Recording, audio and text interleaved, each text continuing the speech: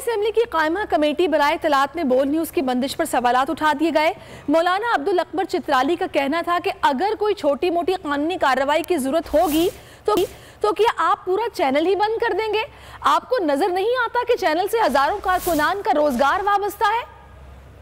News की गैर कानूनी बंदिश, हुकूमत की बदनीयती पर कौमी असम्बली की कायमा कमेटी बराए इत्तलात में भी सवाल उठ गए। जमात इस्लामी के मौलाना अब्दुल अकबर चित्राली का कहना था कि अगर कोई छोटी मोटी कानूनी कार्रवाई की ज़रूरत होगी तो क्या आप पूरा चैनल ही बंद कर देंगे?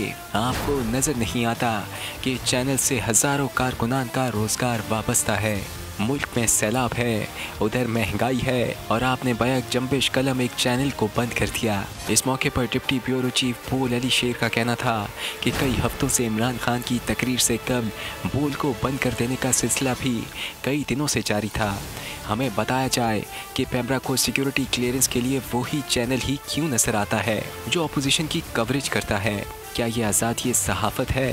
कायमा कमेटी ने पैमरा से बोल न्यूज़ बंदिश के हवाले से जवाब तलब कर लिया। बोल एक बार फिर नंबर 1।